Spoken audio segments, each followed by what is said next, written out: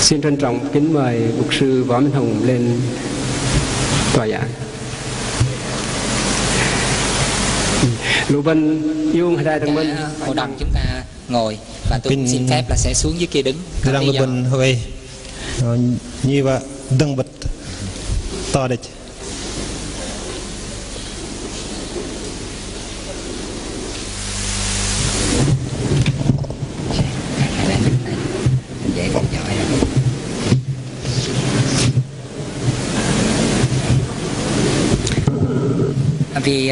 Vì kỹ thuật đó tôi cần phải theo dõi trên cái màn chiếu, cho nên là xin đứng ở đây để có thể nhìn qua đó được. Do kinh văn lăng tờ rúp mà để bắt to nè nên này cả kinh đừng bớt đi nó gần lăng. Cái chủ đề của chúng ta là gieo trong nước mắt. Nó cơ mà bên cung nó thành rây hầm đằng mắt. Xin hỏi quý ông bà anh chị em là ở đây người ta gieo cái gì? Anh chết luôn bên rây kia. Chúng ta thấy ghi chủ đề là gieo trong nước mắt, nhưng mà chúng ta lại không thấy nói là gieo cái gì ở đây hết. Bên bố làm cơ bên thành rây hầm đằng mắt mà lấy vẫn bố. Nó giống như trong Luca đoạn 8 câu 4 tới câu 15. Để lơ ngày tiếng khăn rây đâu. Theo đó làm là Luca cho ngam trong quan phúc chỉ đầm. Theo đó thì cái người mà gieo ở đây á, người gieo giống là người rao giảng đạo hay là lời của Đức Chúa Trời? Thời rây bật đâu mà khăn ngày thọ nợ bọc đề ta ngày trúc nợ bọc đề. Nhưng mà cái câu kinh thánh này lấy từ Thi Thiên 126.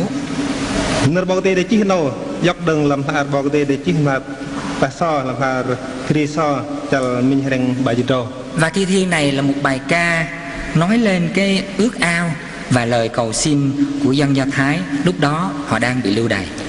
Clarno để chi rồi từ địch trong lúc Israel sự quay vã đấy từ đòn bắc sự bẻ nghề. Cái hình mà chúng ta vừa thấy là lúc họ bị bắt và đem ra khỏi nước Do Thái. Đây là mạng lệnh của Chúa, và mạng lệnh này có lời cảnh cáo là nếu dân Israel không đi trong lời của Đức Chúa Trời thì đất sẽ bị bỏ hoang trong vòng 70 năm.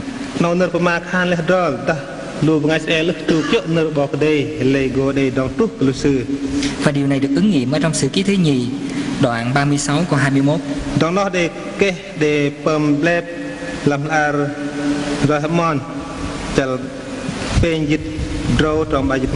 Như vậy thì khi chúng ta giảng một phần kinh thánh nằm trong Thi Thiên 126 nói rằng gieo trong nước mắt, thì chúng ta nghĩ xem là người Do Thái đang ở tại chỗ lưu đày đó, họ gieo cái gì trong nước mắt đây? Đã bên tiếng bên và thọ làm là resort làm chal bà reng mình reng bà trâu lấy bên bắt lúc ngay Israel sự rây kia là sự để đọc mặt nào. Họ gieo gì đây? Sự rây kia. Họ không có gieo cấy ở tại cái vùng đất lưu đày, mà họ cũng không có gieo hay là gặt ở tại đất thánh. Như vậy thì họ gieo cái gì trong nước mắt? Sự cái đề ri làm thế này mà sự dọc từ đòn mát làm thế này này lấy để trả để này nọ. Sự cũng cái đề ri làm lấy sự cái lấy sự rây kia. Muốn hiểu về cái câu gieo trong nước mắt để có thể làm theo thì chúng ta cần phải trở lại với Thi Thiên 126. Đã bên vạc lô bên vạc cái bắt bên plug đừng làm là resort cho mình reng bài trò. Thi Thiên này có thể chia làm hai phần. Làm là resort nó sẽ được là song bar. Cái phần thứ nhất là nói về niềm vui cứu chuộc, niềm vui trong tương lai. Niềm vui nó chưa có nhưng mà trong tương lai nó có đó, nằm trong câu 1 tới câu 3. Nó tôi đang chơi trước tôi nắp nó cười làm trong môi trước trong bề. Và cái phần thứ hai ở đây là nước mắt trong hiện tại, từ câu 4 tới câu 6. Mà ba đắc mắt cặp lại chưa nào. Trong cái phần mà nói về niềm vui tương lai thì chúng ta có thể thấy nói tới 3 điều. Làm tôi đang chơi trước tôi nắp nó cười chỉ để mà cái bề tôi đang. Đó là niềm vui cứu chuộc. Tôi đang chơi trước tôi đang quay. Niềm vui tương giao với Chúa. Tôi đang chơi trước tôi bước hầm bọc đây. Và niềm vui được phước hạnh. Tôi đang chơi trước để tôi đang phun nhục. Còn cái phần mà nước mắt á, thì chúng ta có thể dựa vô 3 hình ảnh để chúng ta suy nghĩ. Đắc mắt là bên lăng. Thứ nhất là giống gieo hay là gieo giống. Mình bên rây rịch. Và thứ hai là cái nước mắt hay là giọt lệ. Đắc mắt đa mặt to. Và thứ ba là bó lúa. Peng nè, bà, chỗ bà. Như này chúng ta sẽ bắt đầu với cái phần thứ nhất là cái phần niềm vui trong tương lai. Nó vẫn nằm làm trong mà môi. Trước hết là hiốt chết từ nắp nào coi. Trước hết là niềm vui cứu chuộc dựa vào cái câu Đức Giê-hô-va dẫn các phu tù về. Nó từ đó chết hiốt làm từ đó tông class nó bao cái đi sửa cho nhắc lùp ngày mà vấn nạn nó bọc. Và trong cái câu kinh thánh này đó thì có thể dịch bằng hai cách. Dịch là dẫn các phu tù trở về, hoặc là dịch cách thứ hai đó là chuộc cơ nghiệp trở lại. Nó vậy có mà từ ba từ đó là mình và dọc lúc xưa bọc là mà ba đừng và hành ăn lúc xưa cơ vợ già. Và câu kinh thánh này bắt đầu với cái việc là khi Đức Giê-hô-va dẫn các vua tù của Sion trở về thì ... Nó bảo thế sẽ khăn ta và dọc lùp ngày lui bỏ cái bọc lấy xe đây chấm. Có nghĩa là điều này nó chưa xảy ra. Và khăn tự nó tam tu hứa. Và chúng ta suy nghĩ rằng đây là cái khát vọng của dân Israel. Nó với tự động mà lùp ngày Israel sẽ vã đi, bơi đi. Họ quá mong muốn được trở về đi. Sẽ vã cái bọc. Họ ao ước được giải thoát khỏi cái vùng đất lưu đày. Sẽ vã cái gỡ lôi đừng ní mà vấn nạn nào.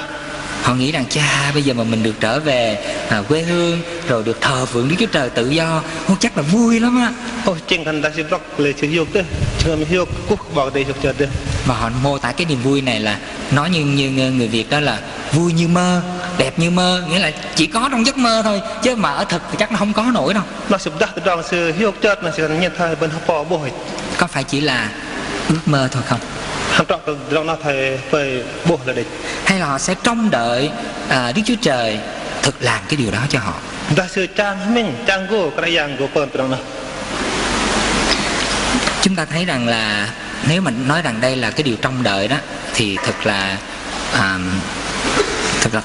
khó mà có thể đạt được cái điều trông đợi đó. Đạt từ trong bên trang gỗ trang mình từ trong cùng na tết và gỡ đây thôi nào. Vì ở đây chúng ta đụng tới một cái vấn đề mà chúng ta gọi là nan đề về quyền thế. Nó với từ trong mà sự bóp cái từ trong mà gỡ cái hình ảnh mà chúng ta thấy là dân Israel bị bắt lưu đày từ ông vua cho tới hàng quan sang cho tới toàn những dân chúng, chỉ còn sót lại những người mà không có làm được cái gì hết trơn á thì người ta để lại thôi.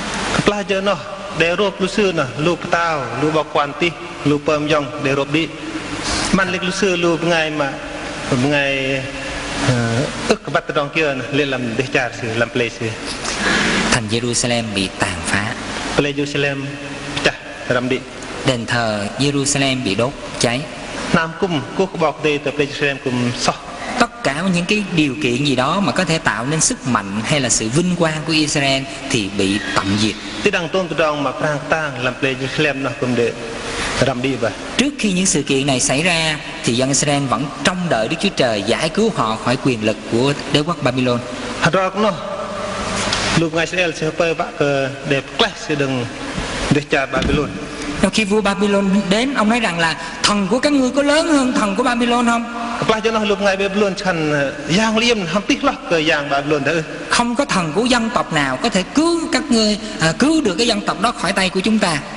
Cho hội thánh của Ngài hay không? Lê Bấn Lăng bảo cái sự ham ta nữa trong cái gì tan bảo cái làm thế đạt mà thôi. Và suốt lịch sử của hội thánh chúng ta và lịch sử của hội thánh toàn cầu thì cũng đều có những lúc mà dấu chấm hỏi được đặt ra rằng là quyền thế của hội thánh ở đâu. Lê Đăng Lê làm thế đạt đây cái chi rồi ham mòn và từ đó khôi ngày lui bần. Tại sao gặp ăn lên mình do hỏi nó dệt lui bần. Tại sao có những cái sức mạnh của trần gian mà hội thánh không thể nào làm gì được hết? Do kia từ trong plan thế đạt nào mà khôi ngày lui vẫn cứ gọi bờ kia. Và tới đây chúng ta có thể đặt một vấn đề là như vậy thì khi dân Israel trông đợi Đức Giê-hô-va giải phóng họ khỏi cái cảnh lưu đày đó thì đây chỉ là một cái niềm hy vọng mong manh hay là niềm tin đặt vào một Đức Chúa Trời quyền năng? Nó với mình từ đó lúc ngày Israel sẽ đan chứng âm sư bật nên nó lấy ham trọ sư đan. Nếu chỉ là hy vọng ra sẽ để trang mình thì chúng ta có quyền hy vọng. Lúc bên gần đây đó mình hy vọng sao cũng được hết á. Mà mình thấy giờ cũng bên mình. Nhưng nếu nói rằng đức tin đa phần mà có đoàn lui thì chúng ta phải căn cứ được, chúng ta phải có một chỗ dựa của đức tin đó trên đường lối của Đức Chúa Trời. đa phần mà đoàn lui là bên thầy đan đoàn lui bên bật nợ bỏ cái gì.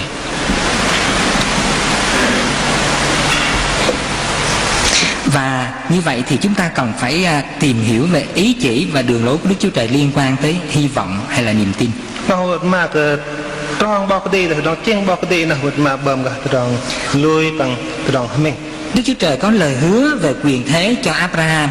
Bao cái đi sắp cả với trong gỡ cái bọc Abraham. Ông không những chỉ là tổ phụ của Israel mà còn tổ phụ của chúng ta, tức là tổ phụ của những người đặt đức tin nơi Đức Chúa Trời. Sư với bọc cái lục ngày Israel cũng bọc cái rằng lục ngày bu mà nàng cái bọc cái đi. Rồi Đức Chúa Trời mới gọi Abraham và nói rằng Ngài sẽ ban cho ông vùng đất thánh, rồi dân của ông sẽ trở nên một dân tộc hùng mạnh, sẽ là đem lại phước hạnh cho cả nhân loại. Bọc đây sẽ khan bọc Abraham sẽ khan.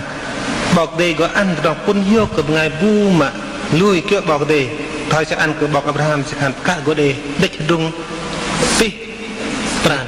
Nhưng mà chúng ta thấy thật là lạ lùng. Mình đang đi trượt đấy.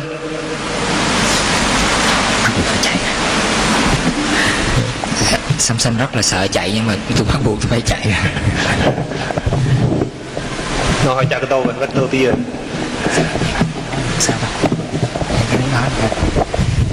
Tôi lấy cái này.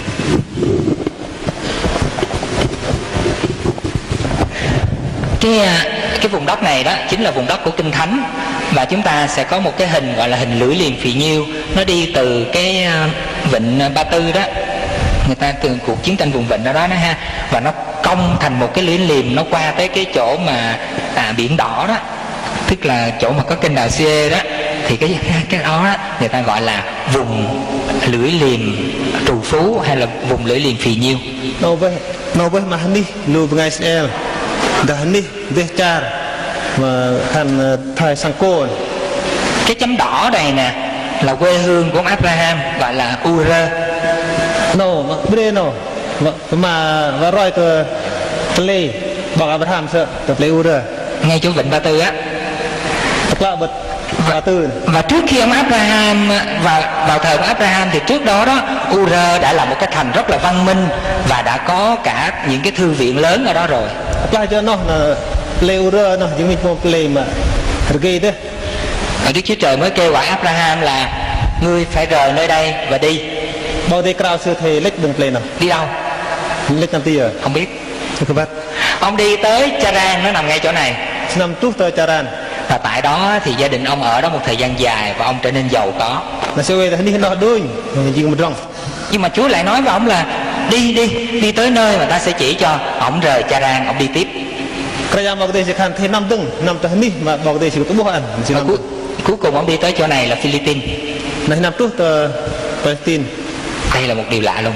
Nó mình từ đầu thì chưa rồi. Nếu Đức Chúa Trời mà muốn cho Abraham được nhận nhiều quyền thế trên trần gian đó, thì Ngài để cho ông được thịnh vượng ngay tại Ur, thì sau này Ur đã phát triển trở nên cái đế quốc mà chúng ta gọi là đế quốc Ba Tư. Thật ra bọc đây sẽ lệ man bọc Abraham tới đi hết nó để từ đồng trang tan thì nó để trước đáng mà cần nó với mà để trả Ba Tư. Và nếu Đức Chúa Trời muốn cho Abraham trở nên là cường thịnh, nắm giữ quyền thế lớn ở trên trần gian này đó, thì Ngài có thể cho ông trở nên giàu có và trở nên một ông vua ở tại cái vùng đất này là Charan đó, bởi vì vùng đất này sau này đã phát triển lên và trở thành đế quốc Babylon. Thực ra bọc đây sẽ man lệ bọc Abraham nhưng mình địch rung mà prang tang nó lại bật đi lệ Charan nó với và đang thành Babylon. Như vậy Đức Chúa Trời có ban quyền thế cho dân sự của Ngài không? Bọc đây sẽ ăn ham ăn từ đồng prang tang. Cái này là một dấu hỏi phải không ạ? Chúng ta sẽ đi tiếp. Đức Chúa Trời đưa Abraham tới đây là một cái vùng đất mà thật ra khó thể nào phát triển được lắm.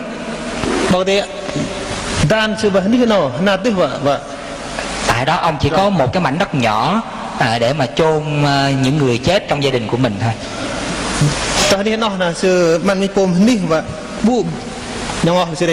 Sau đó do nạn đói thì Đức Chúa Trời dẫn dắt ông Joseph xuống cái vùng đất này. Bao đây ăn bao Joseph đưa tới ní là tới đó là Ai Cập. Nó từ Egypto cũng là một trung tâm văn minh lớn nhất thế giới thời xưa, rất là hùng mạnh. Nó với đứa cha mà đồng cơ gây bằng rong lại cho nó sợ. Mà tại đây Joseph đã trở nên tể tướng Ai Cập. Phải cho nó bao giờ xem diện bọc quan tí làm việc cha rồi. Mà nếu Đức Chúa Trời muốn ban quyền thế cho dân của Ngài đó, thì cái ông tể tướng Ai Cập này, ông phải chiếm giữ được cái quyền lực để cho dân của mình. Dah bao đâyวันด้านบัดนี้นอกเบ้ว่ามันก็ต้องพรางตั้งละครบอกได้เลยบัดนี้นอกเบ้ Nhưng mà cuối cùng Joseph rời ở đây. Ông Joseph sẽ cùng mà cả cả dân Israel bị làm nô lệ ở đây, và Đức Chúa Trời đã giải cứu họ và đem họ trở về đây, trở về Canaan. Lu còn play đừng ní nọ. Và tại Canaan đó thì chúng ta thấy rằng không thể nào mà có thể mà tranh giành quyền lực với lại hai cái vùng đất hai bên hết trơn á. Tới ní Canaan nó gỡ và gar dọc bao to play mà trang. Đầu này là cái vùng đất rất là phát triển giữa sông Tiger và sông Euphrates, còn đầu này đó là vùng đất phát triển giữa sông Nin. Thì hai bên có những cái đế quốc rất là hùng mạnh, lúc nào nó cũng đi qua đi lại và nó chèn ép cái vùng đất Canaan ở giữa. Thành ra Canaan bao giờ cũng là một cái nước nhỏ và bị phụ thuộc vào hai cái nước lớn ở hai bên. Play Canaan nó với mà play mà bao to play tí liên lang của dọn đẹp. Vậy thì dường như là Đức Chúa Trời không có cái ý định đem quyền thế ở trên đất này mà đặt vào trong tay của hội thánh. Mình tự chênh lăng tự động nó nhìn thời bỏ cái đề cẩn thận măn lệ tự động prang tang làm thái đạp nó rồi hùi ngoài lùi. Như vậy thì cái niềm vui đến từ sự giải phóng đó là ở đâu ra? Tự động cho thiếu mà gơ quét nè đừng giờ lấy đừng giờ. Chúng ta nói về niềm vui đến từ sự cứu chuộc của Đức Chúa Trời. Mình mang cái tự động mà cho thiếu động quét đừng bỏ cái đề.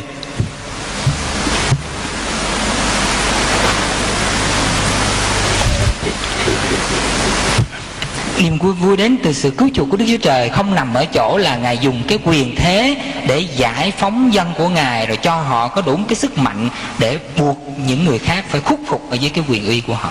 Tự động pran bao cái đề, tự động cho thiếu nó bao cái đề ăn nó trọ cờ bao cái đề. Nhưng mà chúng ta có thể tóm lại trong 3 từ. Mà lấy bằng vấn đề làm ơn chỉ để phẩm mà cái tiền tự động. Thì thứ nhất là tha thứ. Mà mình vấn đề mà nát ăn. Thứ hai là giải phóng. Mà ba là và thứ ba là phục hồi. Mà bên mệt mình. Và tất cả những điều này đều có và chỉ có ở trong Chúa Giêsu mà thôi. Pedro nó đây làm cái dạng Giêsu đấy. Trong Chúa Giêsu chúng ta được tha thứ. Làm cái gì bần cơ.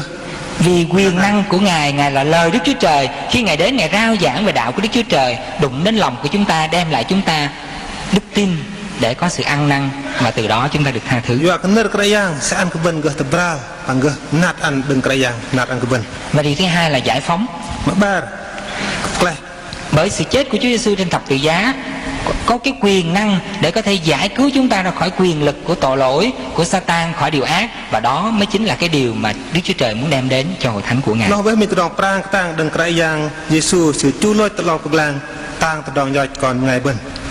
Và điều thứ ba là sự phục hồi. Đó là vương quyền của Chúa Phục sinh. Mà bên rong hết mình để cha bảo cái đề dọc đằng cái dạng Christ yêu đằng lời. Đối với dân Israel thì họ sẽ được phục hồi trở lại cái quốc gia của họ. Lúc ngày Israel lúc xưa hết mình để cha xưa. Nhưng mà không bao giờ họ được độc lập hết. Mình từ đòn xưa cái đề là giờ mà nghề. Ngôi vua David bỏ trống cho đến khi Đức Chúa Giêsu đến. Tao David đừng tao David hỏi cái đề tao trút từ cái dạng Christ. Và Chúa Giêsu chính là vị vua ngồi đời đời trên ngôi David. Cái dạng Christ bởi nhưng tao mà bal David liên làng. Sự lên ngôi của Ngài rất là lạ lùng. Cái dạng Christ bởi tao mình từ đòn lịch tập. Vào thời điểm mà dân Israel đến và muốn tung hô Chúa Giêsu rồi muốn đưa Chúa lên làm vua, cái gì nó lúc ngày còn play là vác cái super tao. Ngài lánh lên núi và cầu nguyện. Và sau đó thì sự thật đoàn dân đó cũng đưa Ngài lên ngôi. Tuy nhiên theo một cách rất là đặc biệt, họ đưa Chúa tới trước tòa án của ông Phi-lát và nói rằng Ngài là vua Do Thái.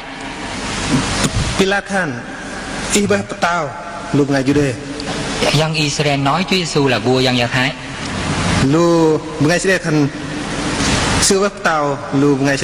Mà ông Phi-lát xét xử Chúa Giêsu về cái tội phản nghịch chống lại đế quốc La Mã để tự làm vua. Lúc xưa khăn bọc Pilat khăn xưa cái tí câu xưa blah lùp ngày Rome cái tí câu xưa cuộc xưa bằng tàu. Và ông hỏi Chúa Giêsu rằng là ngươi có phải là vua không? Là xưa giết Giêsu khăn ít không tróc tàu nữa. Chúa Giêsu nói như thế nào? Cái anh speak toàn thời giờ. Chúa nói tôi không phải là vua đâu. Đó, tại vì dân Israel họ tố cáo tôi đó. Anh như tróc cái tàu lùp ngày sẽ xưa kê nghìn. Có phải Chúa nói vậy không? Không tróc Giêsu xin mặt nào. Hay là Chúa nói rằng đúng ta là vua dân Do Thái đây? Có phải Chúa nói vậy không? Đã mà Giêsu khăn in vậy tàu lùp ngày Jude. Không tróc Giêsu mặt nào. Không. Hả? Chúa hỏi lại ông Phi-rát rằng là người ta ngươi nghĩ như thế nào? Thì ông Phi-rát ông không biết. Là sự giết Pilat được hẳn y bằng lùa đến này chừng thời giờ. Và đây là một câu rất là quan trọng. Nó với từ đồng mà ghi cao tư. Chúa Giêsu nói với Phi-rát như thế này: Giêsu có mà bảo Pilat thảo ta là vua, in vậy tao. nhưng mà nước ta không thuộc về đời này. Chẳng để cha in ức trọ làm đặc nó. Nếu nước ta thuộc về đời này, Ta để cha in làm đặc nó. thì môn đồ ta đó sẽ tranh đấu với dân Juda. Để lúc ngày Pram Tăng in là sự gồm tức là ham lúc ngày Jude. Nhưng mà nước ta không thuộc về đời này. Mà lấy để cha in là ức làm đặc nó. Thì đó chính là cái điều mà tôi muốn, tôi nghĩ rằng điều rất quan trọng mà chúng ta phải hiểu và phải chấp nhận ở đây. Nó với mình trong cao bạc bình Helen tuy nhiên bằng bắt theo. Đức Chúa Trời hoàn toàn không có ý định trao quyền thế vào trong tay của hội thánh. Nó với mình bắt cái bao cái sức đan tự đồng kệ làm đặc nó. Trong suốt lịch sử của hội thánh, đôi khi chúng ta đi tranh giành một chút quyền nào đó. Mình làm để đang làm khôn ngày lui bên đừng lúc sợ tuổi đang ấy. Và nguyên mà chị em chúng ta ngồi tại đây có lẽ chúng ta cũng đã kinh nghiệm có những cái giai đoạn mà chúng ta mất cả những cái quyền cơ bản chúng ta cũng không có nữa. Vẫn bộ bên ngồi tao nào vẫn bắt cái đâu mà kệ nè. Điều đó có quan trọng không? Điều đó có quan trọng không vậy? Nó không phải từ đó hầm cằn từ. Đối với Đức Chúa Trời những điều này không quan trọng. Từ đó nó đang cằn luôn. Chúng ta không cần phải tranh giành một cái quyền nào hết á. Vẫn cằn mà dăng. Đức Chúa Giêsu nói rằng là Ngài làm thế nào? nước Ngài không thuộc về thế gian này. Cái anh Christian để trả sự ức làm thế nào? Ngài là con Đức Chúa Trời, nhưng mà khi đến trong trần gian này Ngài không có một chút quyền nào hết. Giêsu với con bảo cái gì mà dương thế nào nó cái đi từ đồng. Ngài chịu đâu mà thầy làm thế nào nữa. Người ta bắt bớ Ngài, người ta đánh đập Ngài và cuối cùng người ta giết Ngài trên cây thập tự. Người bốp sư tê đòn sư đọc nó để phân từ lòng vực làng. Nhưng điều gì xảy ra sau đó? Mà từ đòn kia tu được đọc nó. Đức Chúa Giêsu lên ngôi và ngai vàng của Ngài là thập tự giá. Giêsu băng tao ba lòng vực làng. Ngài đội cái mão miệng bằng gai. Sơ dơ một vậy là Ngài cầm cây sậy làm cây vương trường. sự chết lòng vậy là Và cái luật Ngài ban bố, Ngài công bố ra đó là yêu Đức Chúa Trời và yêu thương những người lân cận như chính mình. từ đòn chót khôi chót bảo cái thế mềm bảo cái mềm của bồn bồn. Quyền thế của Chúa chính là tình yêu và sự hy sinh. Từ đòn cái bảo cái vác cái bồn mềm hầm Chúa ăn từ đòn Và khi Chúa sống lại, Kaplah Giêsu cái yang Christ dùng trong lời Ngài nói với mỗi người chúng ta: sự khan cái đến nuôi bồn. tất cả quyền phép trên trời dưới đất và bên dưới đất đã giao cho ta. Từ đòn tôn từ đòn palpling là cái đặc nó giàu sự vậy. Vậy hãy đi khiến muôn dân trở nên môn đồ ta. Thì năm chấp giang đi. Và Ngài đang ra cho chúng ta một mạng lệnh về việc mở rộng vương quyền của Ngài. Rồi cái đề từ đòn ở lưng. Và vương quyền đó chỉ có thể mở rộng bằng tình yêu và sự hy sinh mà thôi. Để cha nó với mà ba để đăng cờ lùm Ngài lùi. Hay khi nào chúng ta còn quá nặng nề về các cái loại quyền là thế khác nhau thì chúng ta tiếp tục làm suy yếu cái sức mạnh của hội thánh Chúa.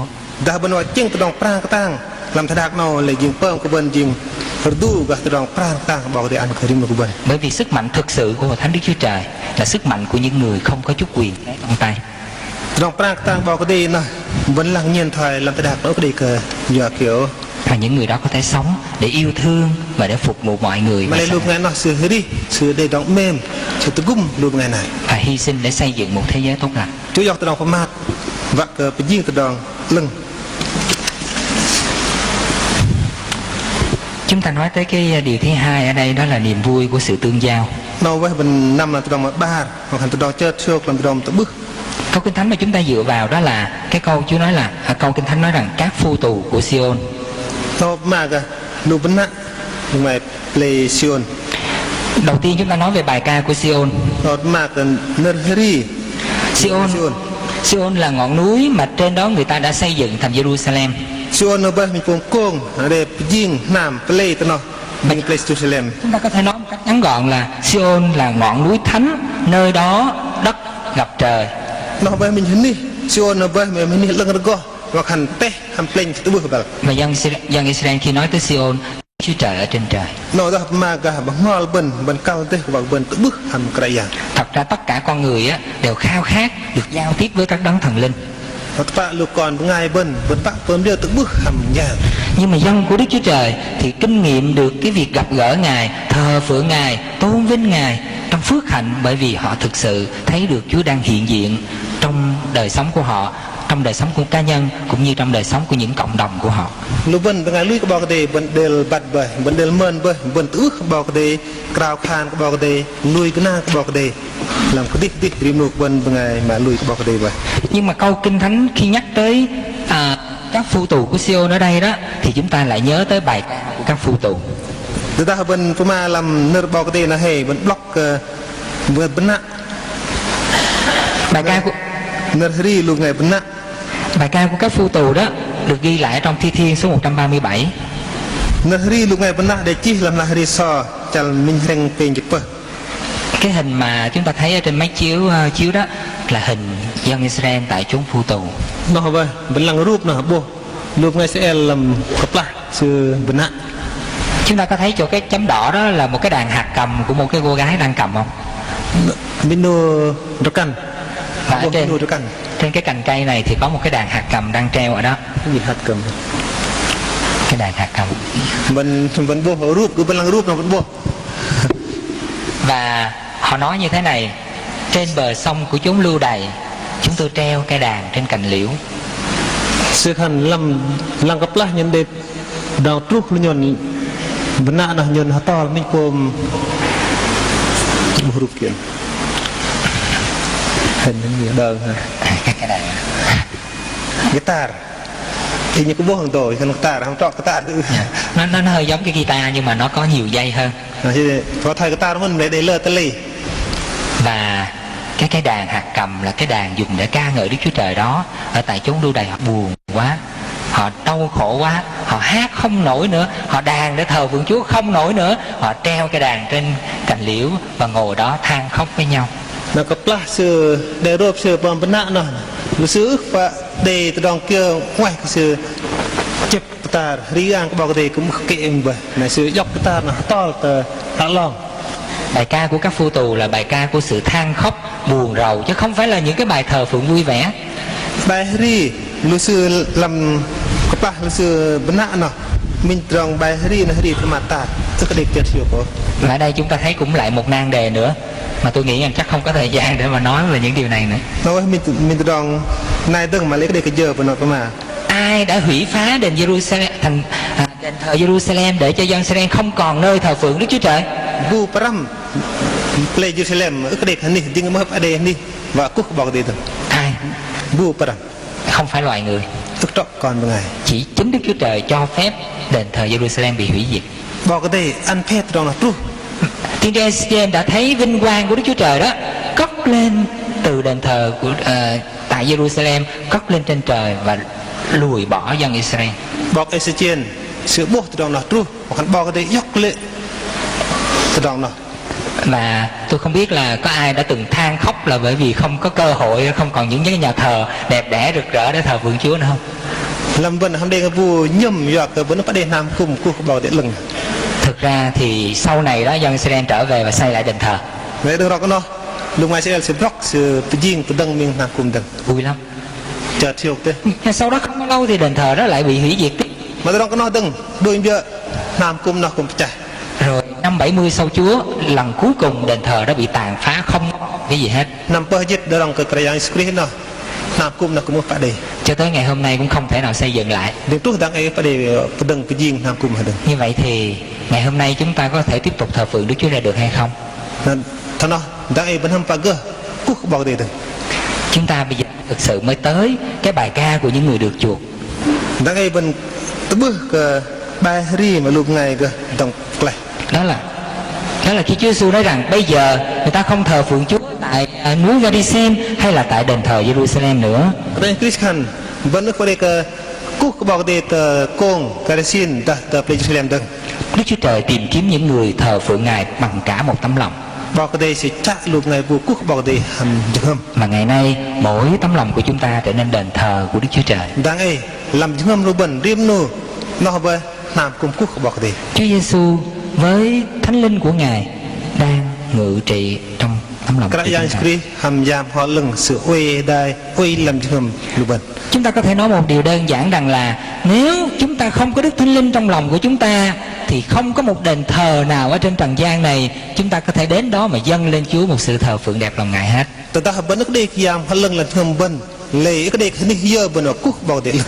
Và nếu Đức Thánh Linh ngự trị trong tâm hồn của chúng ta thì chúng ta không cần một đền thờ nào ở trên trần gian này hết.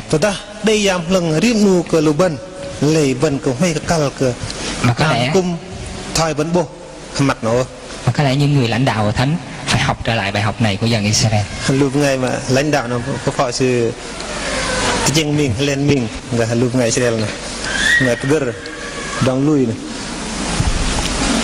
Chúng ta có thể thờ phượng Chúa bất cứ ở đâu. Vân cơ cúc bọc đề mà đi giờ. Nếu Chúa trị trong tâm hồn của chúng ta.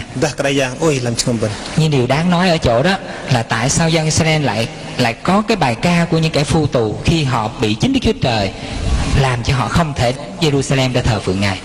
Mà lên, mà nó lúc ngày Israel sẽ đi bài ri và cái bọc đề ăn sự để đòn trút gặp rốt gặp nhắc bà sự tới này. Chúa nói như thế này.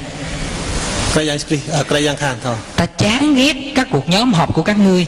Ta ghê gớm những cái của lễ mà các ngươi dâng lên cho ta. Vì dân Israel có tất cả những hình thức tốt đẹp nhưng mà lại không có tấm lòng thật sự để thờ phượng Đức Chúa Trời. Lúc ngày Israel sự đây tôm tôm mà lấy sự cờ đây châm bật quốc bỏ đi tập. Và bây giờ chúng ta tới cái người tiếp theo là niềm vui của phước hạnh. Nó vẫn cho đừng thơm hiệp để dòng phun hiệp. Trong này có hai ý, đó là dân ngoại trầm trồ và ý thứ hai là Chúa làm việc lớn. Nó mà mình lưu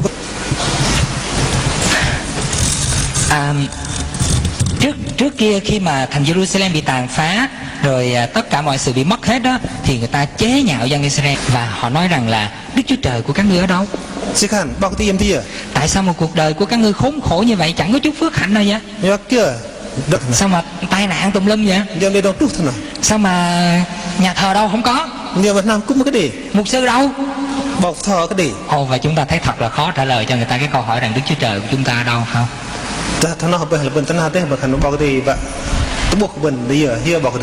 Và rồi Đức Chúa Trời ban phước cho chứng cớ trên đất.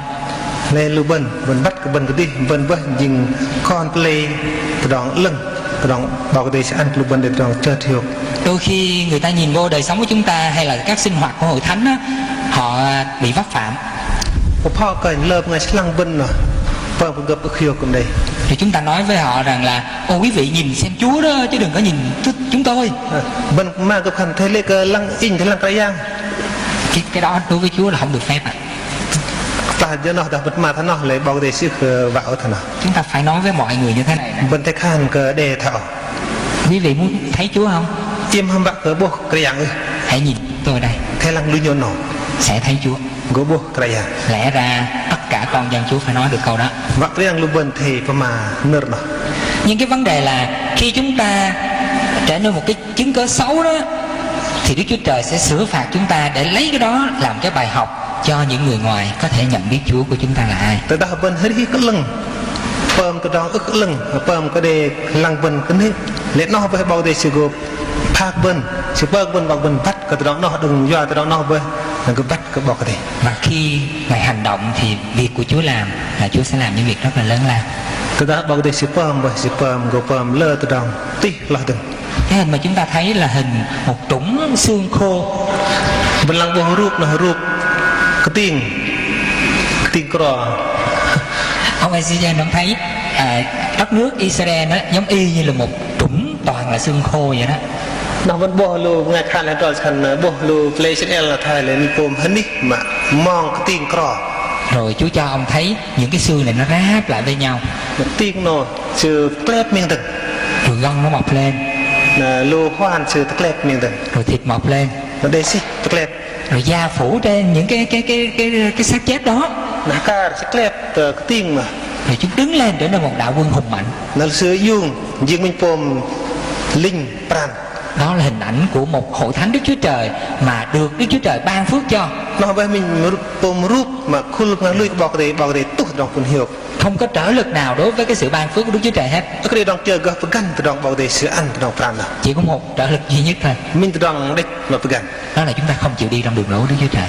Bần kia bọc để. Một khi chúng ta không chịu đi trong đường lối Đức Chúa Trời, dù chúng ta cầu nguyện mòn đầu gối đi nữa đó ha, Đức Chúa Trời cũng không thể ban phước cho chúng ta. Ta vẫn khờ ro kia trong bọc để lệ mắc hành bần tăng của tăng đang giờ hệ lên để trong phun hiệu. Còn khi Ngài ban phước cho chúng ta thì phước hạnh của Chúa thật là kỳ diệu, phi thường và vô song. Ta bọc để ăn của bần trong phun hiệu bởi lệ đi đằng tôm từ đằng để từ đằng chờ thiệt nào. Cái điều quan trọng chúng ta cần phải nhận biết đó, phước hạnh chỉ là cứu cánh chứ không phải là phước là phương tiện chứ không phải là cứu cánh. No, hoặc bần bắt từ đằng mà chờ thiệt lúc lúc bần nó bắt bố bần bắt. Nghĩa là Đức Chúa Trời ban phước cho chúng ta để nhờ những cái phước hạnh này chúng ta làm vinh hiển Đức Chúa Trời và chúng ta có thể đạt được mục đích đời sống của chúng ta. Ra bầu thì ăn bần trong phun hiệu chờ thiệt lệ nó bắt bố của bần riêng với ngài mà ăn ăn bọc để. Nên chúng ta không có tìm phước hạnh để đem lại cái gì đó vui sướng lợi ích cho chúng ta. Trọ bần chặt từ trong phun hiệu mà để dọa của bần cái tích để cho. Nhưng mà chúng ta chờ đợi Chúa ban phước hạnh cho chúng ta đó để chúng ta làm vinh hiển danh của Ngài. Nó vậy cái bần trang go từ trong phun hiệu nó bần ăn bọc để ăn bọc để mình. Chắc chúng ta phải chạy nhanh rồi, bây giờ chúng ta vào phần 2. Nó mà ba rồi. Phần thứ hai là nước mắt hiện tại. Mà ba nó hẳn đắc mắt lại cho nó đang ngày.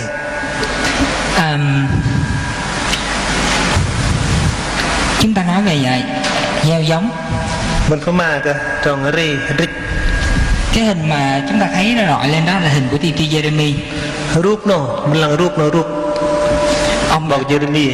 Ông đã than khóc và viết Jeremy đoạn 31 câu 27 tới câu 34. Sư nhầm mỏi là sẽ chi làm là Jeremy chào bên dịch môi đường bài dịch bơ tu từ phần là bên dịch phần.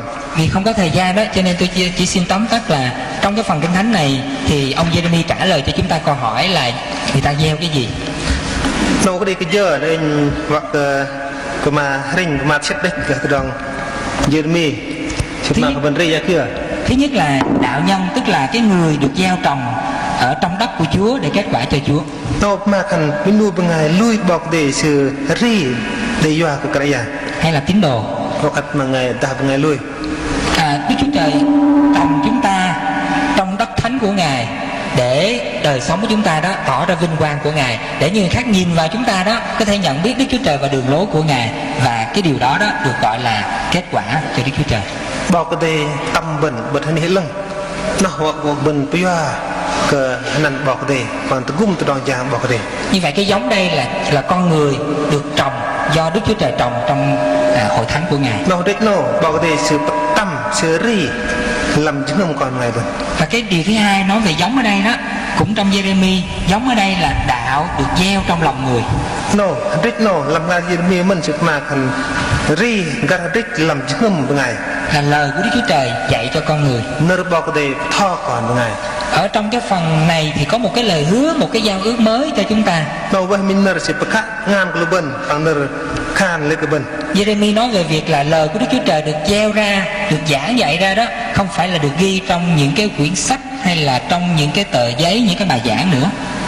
Bao giờ mình sẽ khả nước sĩ cái bao cái ri là làm đang làm nơ mà bây giờ được ghi thẳng vào trong tấm lòng của những tín đồ. sự chỉ làm chứng ngầm bởi Thánh Linh của Ngài. và đây giảm hóa lưng. Thì khi Thánh Linh sống trong chúng ta thì Thánh Linh làm cho đạo của Đức Chúa Trời trở nên sống động ở trong tấm lòng của chúng ta. Đây giảm hóa lưng hết làm chứng ngầm bẩn lại sự băng của trong nuôi bẩn sự đây dọa. Và điều này dẫn tới kết quả của một loại cái giống gieo thứ ba. Là bẩn cái đây play. Nó gọi là đạo hạnh. Nó với trong mà bẩn. Trong OC nói rằng hãy gieo cho mình trong sự công bình. Nó với trong đây dọa là bẩn. Hãy gặt theo sự nhân từ, hãy vỡ đất mới. Dọc cho dọc trong lưng tập tăng từ đòn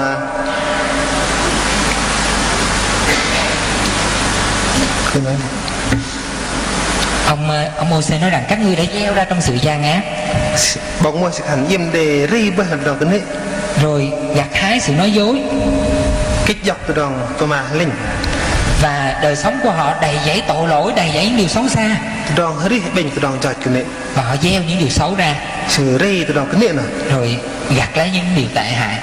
dọc kích dọc từ đòn tôi mà ta từ đòn cái này.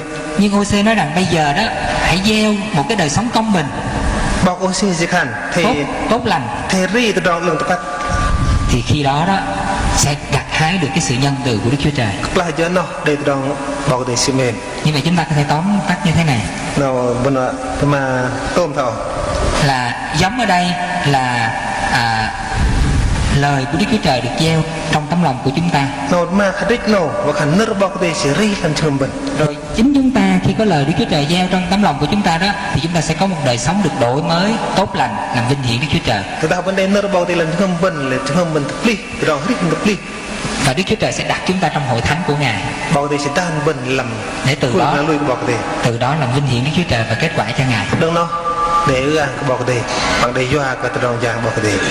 Bây giờ chúng ta sẽ bàn tới điều tiếp theo là gieo thế nào. Nó vừa nói đi thấy giờ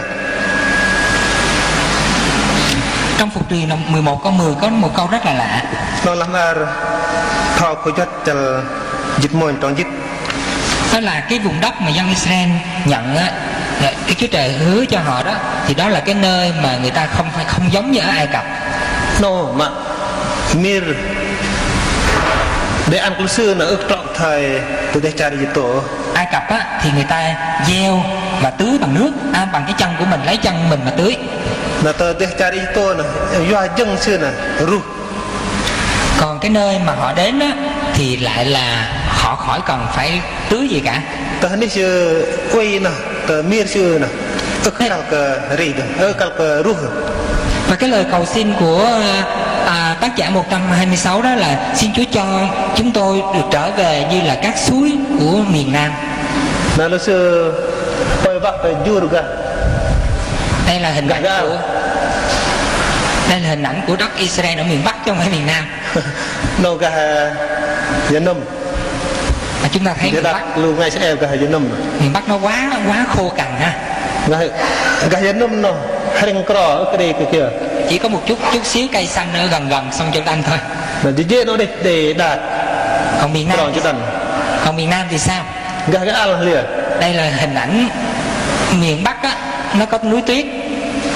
Tôi cả dân nông mà để Prel. Xuống tới chỗ này là vùng Galilee, nó rất là xanh tươi. Bên này nó là từ Galilee. Nhưng đây là miền Nam nè. Nó kìa. Miền Nam nó như chỉ toàn đá sỏi mà thôi. Từ cái ăn là bình cái tấm mò.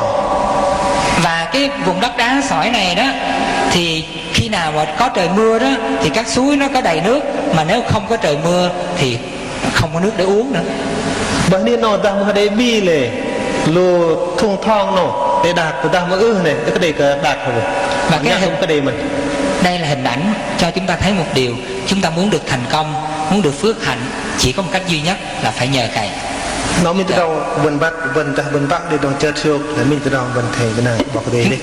Và cái lý do mà chúng ta thất bại đó do kia mà bên ok gì là vì chúng ta trong Hô-se nói là ngươi nhờ cậy trong đường lối ngươi, trong muôn vàn người mạnh bạo của ngươi. Nó do cái bên cái nào thì câu bên chinh trước thì câu bên. Và ngày hôm nay khi chúng ta đang mừng kỷ niệm 100 năm Tin Lành đến Việt Nam, mà do nó bên chơi siêu mình đang năm trong đôi chút từ trại Việt Nam bên sau 100 năm đó mình chúng ta trở nên đông hơn, bên mình rồi ngày lơ lo từng giàu hơn, mình trong lo từng nhiều nhà thờ hơn, để lơ nam cung từng nhiều mục sư hơn, để lơ bọc thọ từng nhiều nhân tài hơn, để lơ ngày cơ gì từng, và có thể chúng ta sẽ thiếu lòng nhờ Cậy hơn. mà lấy bên bắt cái bên của các bác cái đòn bên cái nào các bác vì chúng ta sẽ bắt đầu có cái để chúng ta dựa vô. Do vấn đề bởi ní mà bên cái nào. Và khi nào chúng ta bắt đầu nhờ Cậy trong đường lối mình, chúng ta bên bao giờ bên cái nào thì câu bên trong những gì mà mình có, tôi đó kia vấn đề chúng ta sẽ khởi sự mất tất cả những ơn phước của Đức Chúa Trời. tôi nói bởi bỏ bờ của bên do cái đòn quân nhục nó bỏ cái đi. Chúng ta đi tới điều tiếp theo đây là giọt lệ. nó với bên nằm trơ từng là đòn mà đạc mặt. Trước khi nói về giọt lệ, có một cái hình ảnh cho chúng ta, đó là vùng đất Israel nó khô cằn vậy đó, mà Chúa nói rằng là nó là vùng đất được uống sữa và mật, đến nỗi mà cái chùm nho đó mà hai người khiêng. Hay bật mà khăn ní mà lúc này sẽ quay nè, ní nó bên mà ní tâm mong không này giờ nó vẫn lằng bồ rúp nè khăn tiếng tuông lê hâm mù. Nhưng mà cái kết quả của nó là phải từ giọt lệ, có nghĩa là chúng ta phải gieo trong nước mắt. Nó khăn bên cái đây nè bên thế ri hầm đang mặt. Thì giọt lệ đây là gì? Đang mặt nè kìa. Cái câu hỏi là khi nào thì chúng ta khóc? Khi nào mình khóc? Bên nhầm. Thật ra vui cũng khóc, buồn cũng khóc nữa. Ta bên chết siêu cũng nhầm, thăng ngoan cũng nhầm. Cho nên ở đây tôi có một cái chữ đầu tiên, đó là giọt ngọt ha, giọt lệ ngọt. Nó khăn đặc mặt lịch. Yeah. Ngàm. Giọt lệ ngọt là khi mình vui quá đó, mình không cầm được nước mắt đó, thì mình chảy nước mắt đó, gọi là giọt lệ ngọt. Được. Đặc mặt ngàm mà khăn bên chiếu thế nàng nè, lấy đặc mặt nó cả đặc mặt ngàm. Nhưng mà cái việc mà đi gieo đây á, có phải là giọt lệ ngọt không? Nó khăn bên rê rít nó rõ đặc mặt ngàm thôi. Không. Dân Israel đang ở chốn lưu đày. Lại cho nó người Israel sẽ uy đang khóc lóc trong chờ được giải thoát. Ní là tay, ní là bên nạn thì trang mình rọc ra mình xíu. Cho nên giọt lệ của họ ở đây có thể là giọt lệ đắng. Nó vậy. Lại cho nó mình bắt đặc mặt tăng. Giọt lệ đắng là những cái thương đau không có đáng có, là vô ích trong đời sống của chúng ta. Đặc mặt tăng hoặc đặc mặt mà bên có mặt ta. Ở trong Gia Cơ nói rằng là ăn cướp xong rồi bị bắt bỏ tù, mà nói rằng Chúa ơi, con chịu khổ vì Chúa là không được á. Tôi là Gia Cơ sự mà thành đang sự tôn vậy. Thành có rốt trên làm nam thác thành ôi có mặt ta giọt y. Cái đó gọi là giọt lệ đắng. Nó thành đặc mặt tăng. Chúng ta có một cái giọt lệ khác mà ở đây gọi là giọt lệ mặn. Mà cũng đi đặc mặt này tức mình thành đặc mặt bắt bỏ. Giọt lệ mặn là những cái đau khổ hay là những cái nhọc nhằn cần thiết. Đặc mặt bắt bỏ nó thành đặc mặt call, từ đồng mình ngon, mình call đi, mình gít đi. Cái hình mà chúng ta thấy là dân Israel lúc bị lưu đày. Nó rút mà lúc này Israel sự để rộp sự rất là cay đắng. Nó với mình từ đồng mà. Và cái nỗi cay đắng này, những cái sự cay đắng đau khổ của họ đó không phải là do ý muốn của Đức Chúa Trời. Nó với từ đồng mà sự không ngon đến nó cho sự tội kiện được bỏ cái đấy, mà do tội lỗi của họ. Và cái từ đồng do lịch sử. Và chúng ta thấy của một người cũng đang nằm đó mà than khóc. Mà mới nuôi với ngày mà nhầm mời. Nghe, ông anh chị em có biết đây là ai không ạ? Nó không bắt tôi nghe vui đâu. Đây là ông Jonah. Nó bỏ cái Jonah. Có một con cá nuốt ổng. Đây mình con cá tí lần về. Và khi ở trong bụng cá rồi ông bắt đầu than khóc. Lâm một lá cá là sự nhầm mời. Thì giọt lệ này là giọt lệ nằm giữa giọt lệ đắng và giọt lệ mặn. Nó khát đắng mắt. Tôi bóc đắng mắt. Vì Jonah không có vâng lời Đức Chúa Trời. Và cái Jonah ức tôi dòm nó bỏ cái đấy. Ông bỏ chạy trốn đi theo ý riêng của mình. Sự về tay sự cái tô ôn bỏ cái đấy. Rồi Đức Chúa Trời dùng một con cá nuốt ông vô bụng 3 ngày. Cái yang bỏ cái đấy doa cá luân sự. Ở trong đó ông bắt đầu khóc. Sự về lọc lá cá tiền là sự nhầm. Cái khóc lóc này là sự khóc lóc của lòng ăn năn. Nó về từ đó nhầm từ ra. Và cái đó là khởi sự để chúng ta bắt đầu được phước. Nó về và tên từ đó vấn đề đó chợt siêu. Nhưng mà ở đây là một hình ảnh mà một cái giọt lệ khác. Nó về mình nó hành đặc mắt. Đó là Chúa Giêsu. Cái dạng Giêsu. Khi Ngài bị hành hình thì Ngài phải bị người La Mã đánh bằng một cái roi có móc sắt. Cái ta để rộp sư, cái tết sư hành xỉ. Và tất cả những cái lần đòn mà Chúa Giêsu phải chịu đó thì được Kinh Thánh ghi nhận để chữa lành chúng ta khỏi căn bệnh. Là cái tết sư nó ta buộc của bên thành sự cái tết cái đòn di dần. Những thương đau của Chúa là để đi tới một kết quả, gặt được một cái điều mà trong Kinh Thánh nói rằng là Ngài giải phóng các phu tù và đưa họ lên nơi cao.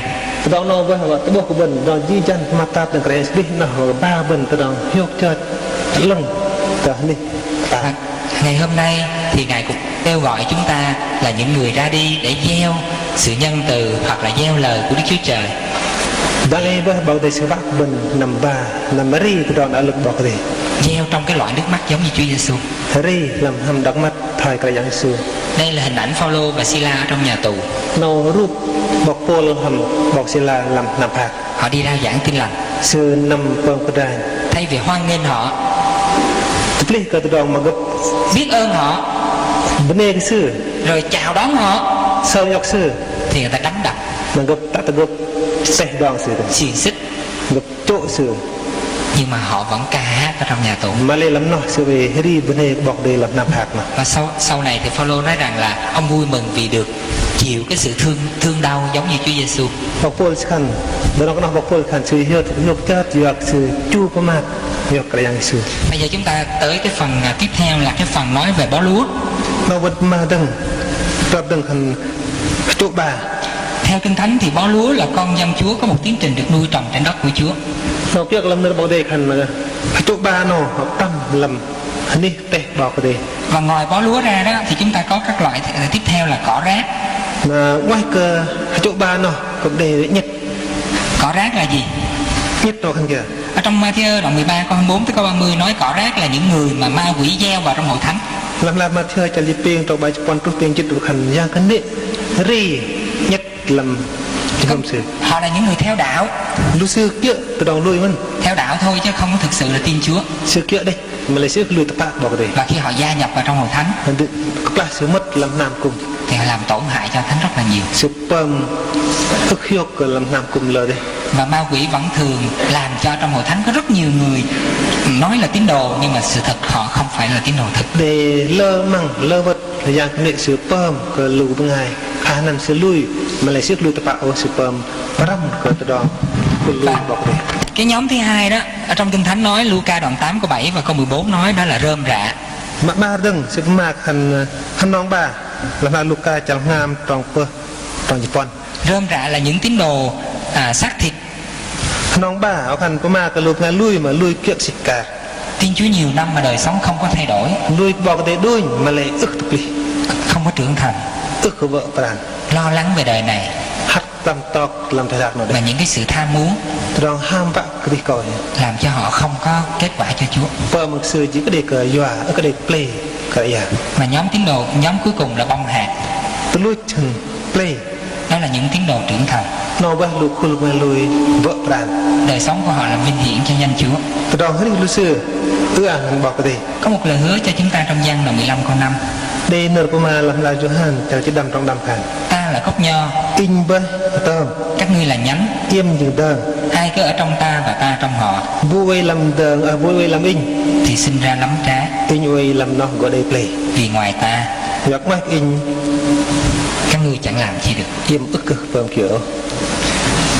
Chúng ta đi tới phần cuối cùng, phần cốt luận ở đây. Nó tôi lui. Những gì mà chúng ta học ở nơi dân Israel đó là một cái tình trạng, một cái nan đề kéo dài nhiều ngàn năm trong hội thánh của Chúa. Bên cái tân bên mừng bên lăng bên buộc đồ ngài Israel sợ để lơ nằm lơ bằng lơ vật trúc từ đằng này. Đó là thiếu cái chiều sâu về tâm linh. Nó không phải học mà khán sư các bạn là học ngon rồi. Khi chúng ta thiếu chiều sâu về tâm linh thì chúng ta đi tìm kiếm quyền thế thay vì là nhờ cậy Đức Chúa Trời. Người ta bên các bạn làm từ đòn bốc ngon bên học hành này bên chắc làm từ đòn ta đạt rồi. Chúng ta đi tìm kiếm cái hình thức bề ngoài thay vì tương giao mật ngọt với Đức Chúa Trời. Bên chắc đòn ta đạt nó thúc lý cái từ đòn bên chắc từ đòn đã lưng bỏ cái gì. Và chúng ta đi tìm kiếm những cái phước hạnh ở trên trần gian thay vì sống một đời sống gieo ra trong sự nhân từ yêu thương để mà làm vinh hiển Đức Chúa Trời. Bên chắc từ đòn ta đạt nó hạt từ đòn ta đạt nó thúc lý cái từ đòn bên chắc từ đòn bỏ cái gì rì ngơ bỏ cái gì. Tuy nhiên phần Kinh Thánh này khích lệ chúng ta. Mà lên từ đòn nó sửa bút bên từ đát bên luôn bên. Hay chúng ta có chữ ắt. Ắt. Ắt. Bỏ trong ắt. Chữ ắt đó là một cái từ nó nối kết giữa cái hiện tại đau thương nước mắt ngày hôm nay tới một cái tương lai phước hạnh ngày mai. No, ắt nó mà khăn siêu trớp. Ắt là vậy ha. Gieo lúa, gặt lúa. Ắt là khăn ri cách rồi. Rồi, không gieo, không gặt luôn. Ri, kịch. Mà nếu chúng ta gieo bắp mà chúng ta đòi gặt lúa, không có. Nếu mà bên bác đi nè, ri lấy cái điều. Đó là chữ ắt. Nó gọi khăn ắt. Như vậy ắt là gì? Ắt là khăn kia. Đó là một quy luật rất là chắc chắn. Nó vậy, mình đòn cái đi thôi nó tập. Không không bao giờ sai trật. cái đây cái gì vậy Chúng ta phải chấp nhận cái đó. bên thầy dọc từ đó nè chú dọc từ đó nè Nếu một ai mà đi hầu việc Đức Chúa Trời người ta mới nuôi ngày vu mà bây giờ bỏ cái gì mà muốn sung sướng, vợ hiu xe đẹp, cái lưng tốt, nhà to, làm tí rồi quần áo bảnh bao, vẫn áo lưng đến nhà thờ, đến hội thánh nào được cung lương nhiều, năm tơ năm cung hia mà ăn dân khi vẫn lơ không có nhập nhằn gì hết, cái đây liên lạc thì hiểu thì anh em là muốn như vậy, người ta hay vu vậy nào xin hãy tới ban đại diện Tin Lành Pleiku Việt Gia Lai, người ta vẫn bạn năm liền vẫn năm tơ ban đại diện xin gặp tên. Xin gặp tên luôn. riêng là nằm xem Hầu việc Chúa phải chịu khổ thôi. bên thầy với giang bao điประมาท tạp Nếu người tín đồ nào đã mới nuôi ngày lui hia theo đạo Tin Lành chưa từ đó lui là từ đó đã lùng nào để được cho gạo, vợ để phê để được giàu có, vợ một rong để được chữa bệnh, vợ gớt lại đừng từ gì để được thuận lợi, vợ để doa xin hãy tới mấy ông mục sư quản nhiệm của mình. ngày bên năm tờ lưu ngày mà bọc thò lưu bình về làng bình à Xin gạch tên. riêng lại nằm bình Tại không có đâu. cái đấy rồi Ai muốn sống cách nhân đức trong Chúa Giêsu thì phải bị bắt bớ. đã bu vợ hết làm cái dạng script lì của đề rong mà tạt Và khi chúng ta nói tới chữ ắt này đó, nó còn một cái nghĩa nữa là đây là điều kiện bắt buộc. đã vào mà cái ắt nó khăn nó với mi từ đong mà nhìn thấy rốt chỗ bình Không thể có sự lựa chọn. cái đấy đong kia bình gỡ rồi Chúng ta không thể nói rằng là Chúa ơi, con vừa muốn đi hầu việc Chúa mà con vừa muốn làm giàu nữa. cái đây khăn ô cái dạng ơi anh mặc một rong hơn mình anh mặc với trang cái ý hơn mình Chúa ơi, con muốn sống một cách nhân đức nhưng mà lại con không muốn chịu khổ. anh mặc hơi lưng mà lấy như các bạn của mà tạt Cái người nói như vậy á, ở trong Kinh Thánh nói rằng cái người đó là người đi dẹo hai bên. một ngày nói thành một ngày mà nằm ức nâng Đó là một người mà cái chân á, thì muốn đi trên cái thuyền là theo Chúa, một cái chân kia thì lại muốn đứng trên cái thuyền á, là cái thuyền mà đi theo thế gian. nó thành chân mà ba ba mình pôm chân nào vợ kia bỏ cái mình pôm chân nào vợ kia tay đạc nó Chuyện gì xảy ra? thì đó kia tu Không phải là hai cái thuyền nó chìm mà cái người đó sẽ rớt xuống sông. tức trọ cái làm thong nan mà mua cho mà lệ với ngay nó sẽ không Chúng ta phải mặc phục. vấn đề chủ Điều thứ ba đó là chữ ắt này nói với chúng ta một điều là kết quả chắc chắn.